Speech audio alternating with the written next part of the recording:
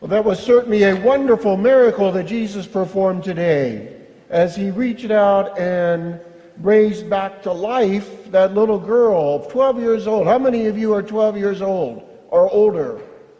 12 or older. Wow, a lot of you. Okay, put down your hands. To know that Jesus had understanding and compassion for children, for young people, and that he had a great love for young people. And when he saw that poor little girl was sick, was at the point of death, if not already died, what does he do? He goes in and he touches her and he raises her back up. Okay? Now, physical life is very important, but spiritual life is even more important. And Jesus reaches out to us to raise us up from our lives that maybe get going in the wrong direction, or maybe we begin to do things that are wrong, that are not right. And that's, in a sense, a spiritual illness. And there can even be death in that. But Jesus wants to raise us up. He wants to lift us. He wants to touch us with his forgiveness and to restore us and to put us on a new route.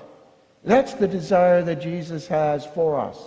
That even if we fail, even if we've made some bad decisions, that we won't stay there, but rather allow Jesus to touch us and to transform us. What a wonderful gift that is. To know that Jesus has that love for each and every one of us. And that even though we may make mistakes, we don't have to live with those mistakes. We have to move forward. We need to change because of the grace of Jesus touching us. How many of you like to play soccer? All kinds of people like to play soccer. Okay, or other sports that involve a ball. All right, all kinds of you. That's great, wonderful. Well, what's one of the most important rules in soccer? What's one of the things that the coach always said to you? Keep your eye on the ball. Okay, keep your eye on the ball. That's very important. Because if you're out there on the field and you're looking up at the stands to see if mom or dad are there, are you going to be able to play well? No, you're not. Okay, but if you keep your eye on the ball,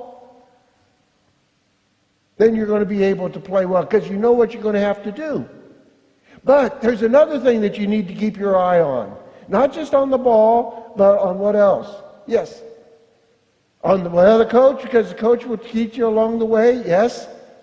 Coach, what else do you need to keep your eye on? If you're ever going to make a point, what do you have to keep your eye on? Yes.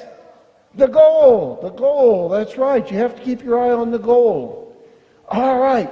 That's the way it is with our life too. In that first reading it said, we have to keep our eyes on Jesus. Jesus. That's what that first reading said today. We have to keep our eyes on Jesus.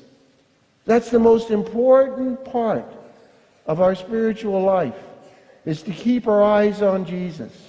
Which doesn't mean just these physical eyes, but it means the eyes of our mind, the eyes of our heart. That we keep those focused on Jesus. That we listen to Jesus. That we allow his word to touch us. That we reflect upon what Jesus did in his miracles.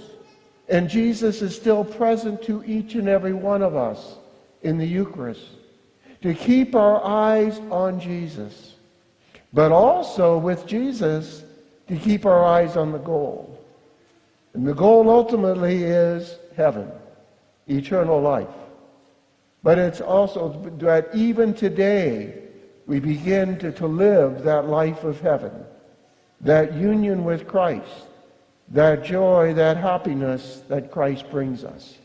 And so we need to keep our eyes on Jesus and to know our goal. To look to the goal in union with Jesus. Does it take a long time to learn to keep your eye on the ball?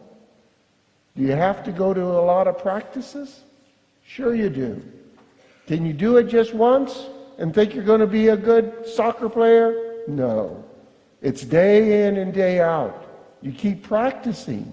keeping your eye on the ball, looking at the goal.